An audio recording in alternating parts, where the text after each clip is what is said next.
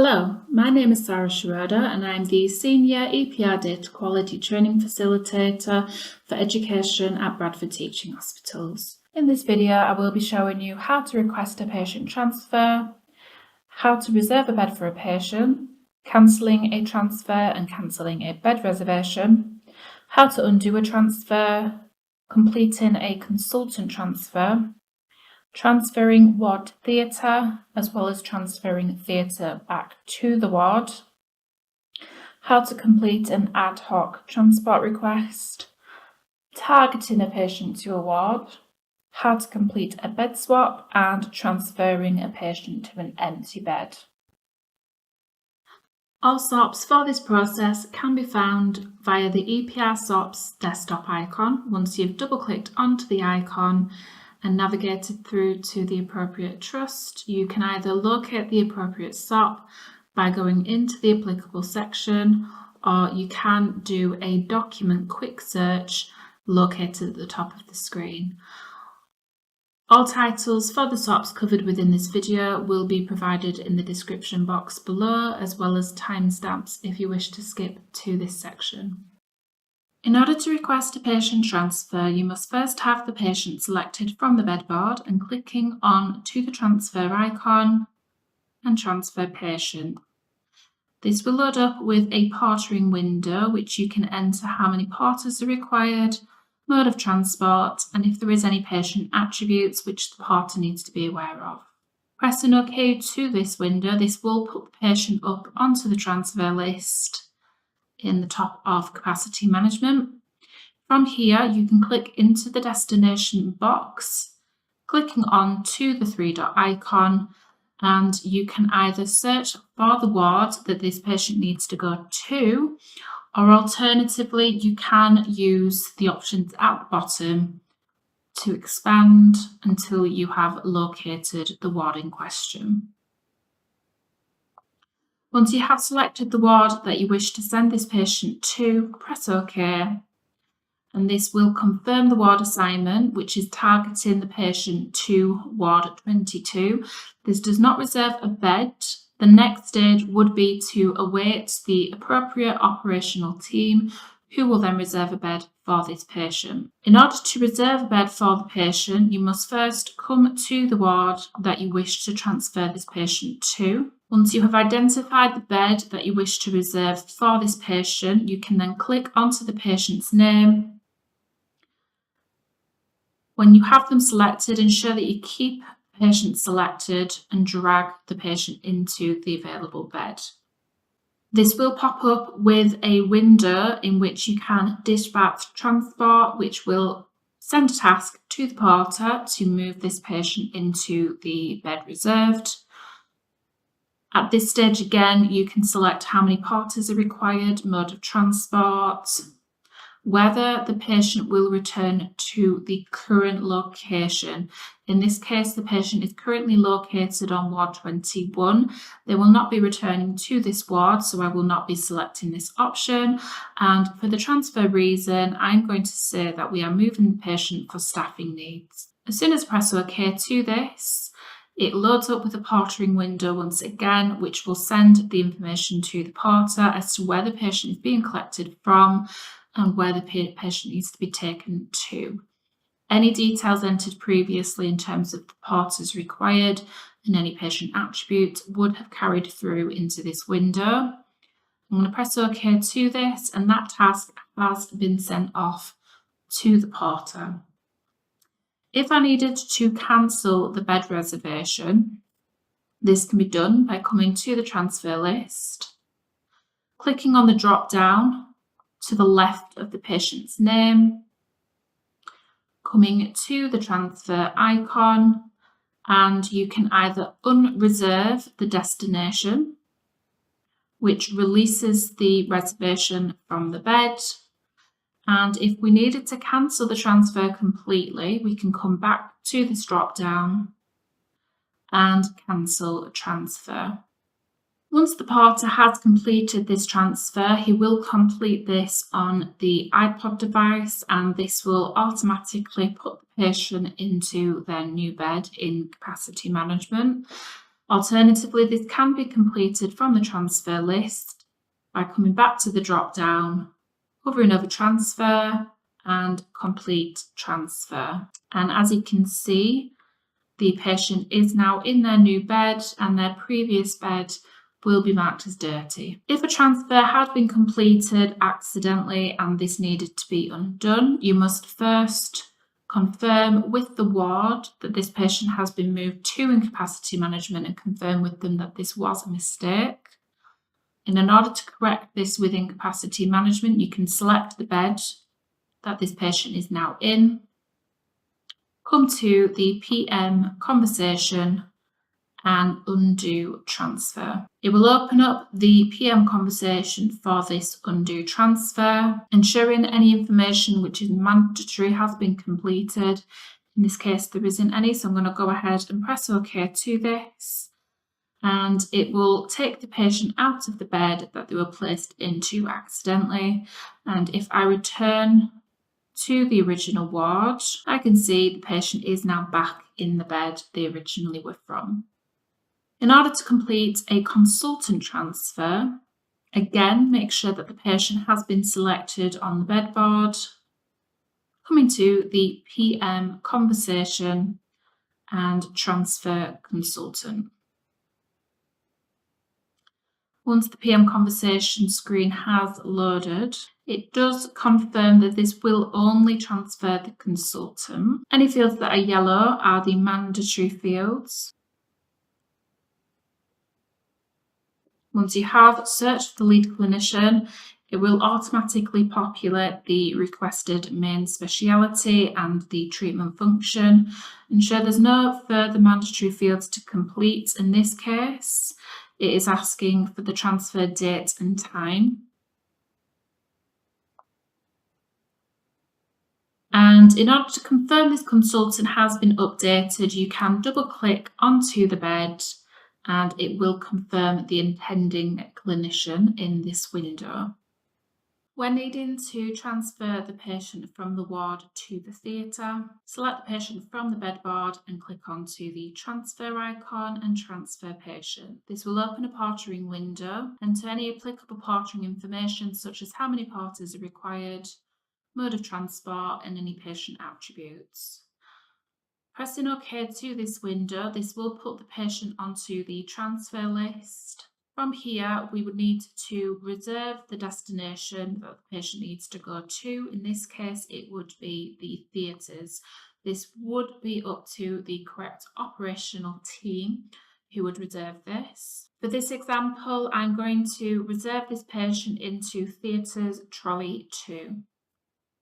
To reserve the destination, I will click onto the patient's name and drag them into the trolley in question, which will load up with a screen requesting if I wanted to dispatch transport, which will request a porter, how many porters are required and the mode of transport, will the patient return to the current location. As this patient is going to theatres, they will be returning to the original location.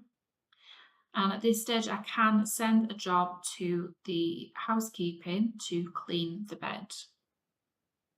Transfer reason, I'm going to be saying ward to theatre and press OK. This will come up with another window, which is the partnering window, which again will carry through any information previously entered.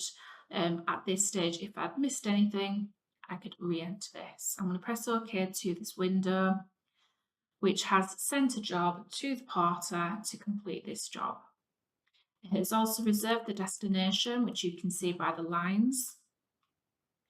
Once the porter has completed this job, the patient will be viewable in theatres. When the patient has successfully had their procedure and they needed to return to the location that is currently held, you must first select the patient from the bed board, clicking on to the transfer icon, and you will have the ability to return the patient to a held location. When you click onto the return to held location, it will come up with a partnering window, which again, you can enter any patient attributes and any further information required. And it will then ask us to dispatch the transport, which will send a job to the porter. The reason for the transfer this time is theatre to the ward. Pressing OK, and I will OK the portering window. As soon as the porter has completed the job, the patient will be removed from the theatres and they will now be back in their held location. If circumstances had changed and the patient was no longer returning to the held location, at this stage, the bed will still be in a held status. Whilst the bed is in held status, this is not available for any other purpose, so we will need to release the hold on this bed so that it is available for use. In order to release a held location, you can select the patient from the bed board, coming to the transfer icon and release hold on location. This means the patient can now be moved to an alternative ward by placing the transfer patient request, which will put the patient onto the transfer list, and we could begin the transfer to an alternative location. In this window, I need to enter any portering details required. As soon as I have entered the applicable information, the patient will be on the transfer list. Instead of sending the patient back to the ward that she came from, I'm going to send her to ward 19 instead, which we do have an available bed. I'm going to click onto the patient's name and drag her into the bed I wish to reserve. And I'm going to dispatch transport to send a task to the porter. She will not be returning to theatre, so I am not going to hold this location. Transfer reason, I'm going to say the condition worsened and press OK. It's confirming the details to the porter as to where the patient needs to be collected from and where the patient is going to. Any details that has been missed at this stage, which is important for the porter to know of, I can then enter at this stage and press OK. As we can see, the destination has been reserved. We can see this from the transfer list. All we would need to do is await for the transfer to be completed by the porter, at which stage the patient will be viewable in their new ward. If we needed to request a porter for ad hoc jobs, this could be the patient has an outpatient appointment or they need to have a radiology test, and we needed to be able to request a porter to take this patient to that location. This can be done by selecting the patient from the bed board and clicking on the portering action. Requesting ad hoc portering, which will come up with a window which has a yellow mandatory field. It's confirming where the patient currently is located, but we need to enter where the patient is going to. Clicking on to the three-dot icon. Once again, you can either search for the location in question or use the arrows to expand until you have found the applicable location. For this scenario, I will say that the patient has an outpatient appointment in Outpatients West that they need a porter to take them to whilst they're an inpatient, and press OK.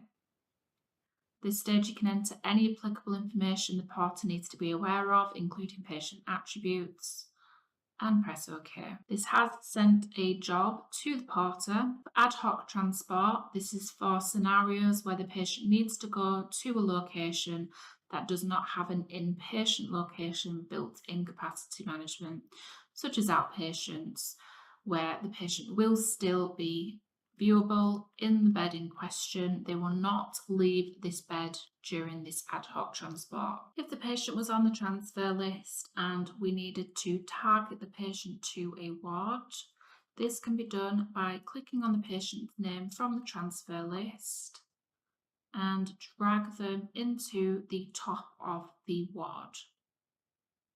This will give a confirmation window stating that the patient will be targeted to this ward. As soon as we press OK, this will update in the transfer list, confirming the target. And this will also be viewable in the ward. When we hover over the summary, it will confirm the name of the patient which is currently targeted to the ward. At this stage, the applicable operational team would then need to reserve the patient a bed in this location. In order to complete a bed swap, this will be swapping two patients within the same ward. First, you will need to select one of the patients that you wish to swap and click on to the Swap Bed Locations icon. This will give a message stating the bed swap is on.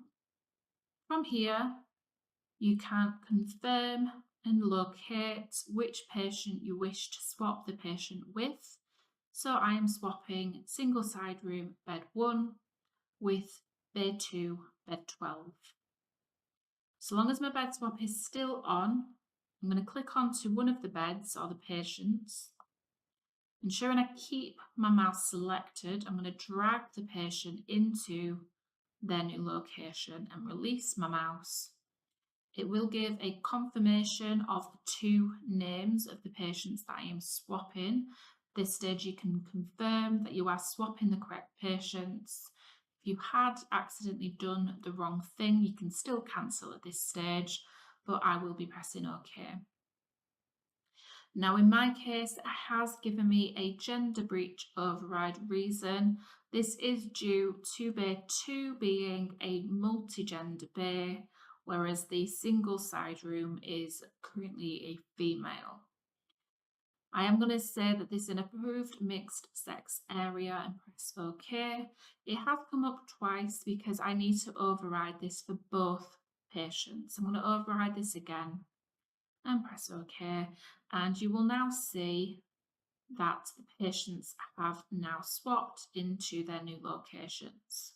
Alternatively, if we needed to move the patient from their current bed into an empty available bed on the same ward, this would be known as an intra-ward transfer. This can be done by clicking on the patient you wish to move and dragging it into the new available bed on the same ward. Once I've released my mouse, it will give me the option of dispatching transport if I required a porter to complete this job. As it is an intra-ward transfer, I'm not going to request a porter to move the patient. For the transfer reason, I'm going to say condition worsened, and this happens to be closer to the nursing station, as well as being a smaller room and more comfortable for the patient. I'm going to press OK to this, which you can see it has now reserved the destination. Once we have moved the patient into the new location, you can click onto the transfer icon and complete transfer.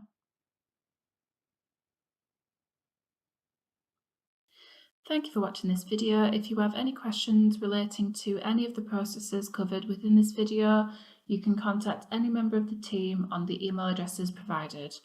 Alternatively, you can email epr.dqtraining@bthft.nhs.uk. This email account is monitored by the entire EPR training team and it is monitored daily.